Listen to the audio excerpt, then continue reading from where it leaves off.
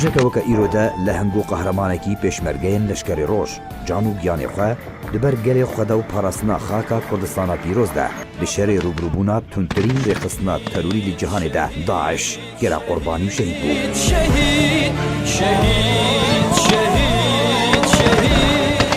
شهید سعید احمد سعید عینێ لە سەهێ چلەیە 2015دا لە شێرێ ڕوبروبوونا ڕێخستنا داعشە تۆرۆریست و بەرەڤانیەت بەر خاکە کوردستانێدا لەگەل برایە خۆ سیپان هاوالên xwe yên pêşmerge beşdar bû. Piştî şerekî giran lê nêzî bajarê Muslê li devera Şendûxa Seîd şehîd ket. Bi merasîmeke hêja diriya dergehê Pêşabîr Sêmalka yê hevsînorî navbera Başûr û Rojavayê Kurdistanê de cenazeya wî derbasî Rojavayê Kurdistanê bû. Bi beşdariyeke cemaweriya berfireh li dêrikê pêşwaziya şehîd hat kirin bi xak hat spartin.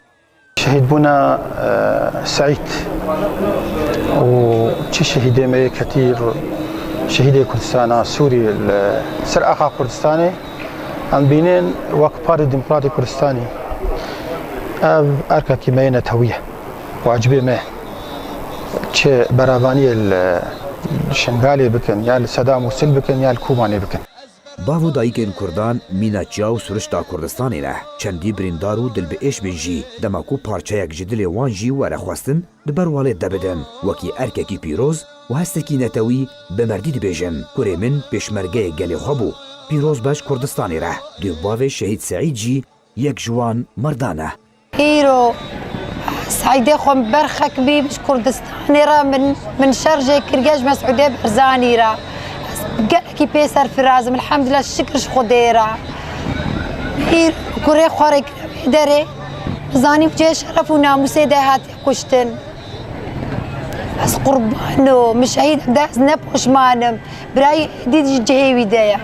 ez nepoşmanim elhemdulillah şikir ji Xwedê re. Ez wekî bavê di pêşmerge bavê şehîd Seîd ez xwe navî Hemî Kurdistanê pîroz dikim taybetî serokê hikûmeta Herêma Mesûdê Barzanî û îro Seîd şehîd kete birayê wî Stîpan pêşmergeya dewsa wî girtiye û şalê tola wî hilnê û îro Seîd li keskê şehîd ket duh zêrevan li Kobanê şehîd ket ev tişaneke te keskê ku miletê Kurdî yeke û Kurdistan yeke û bi xwîna başê de wê Kurdistan rêzgar bibe.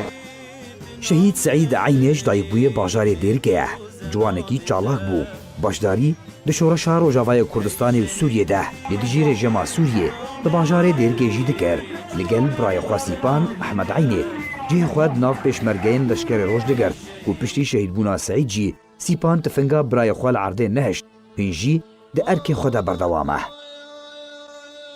Bi biryar cê Serok Mesûd Barzanî hêzên pêşmergeyên leşkerê roj du sala 2012 de hatiye damezrandin ezmûneke wan ya berçav di şerê rûbirûbûna rêxistina daişa terorîst û dijminê Kurdistanê de heye li bereyên Şingal, Bendava Muslê, Ayn Ewês, Zumar û Sihêla de destan tomar kirine ji sala 2012 ve tanha bi dihan şehîd û birîndar da ne.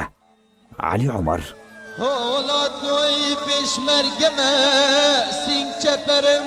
sîng pûla me ez berevanê navê te me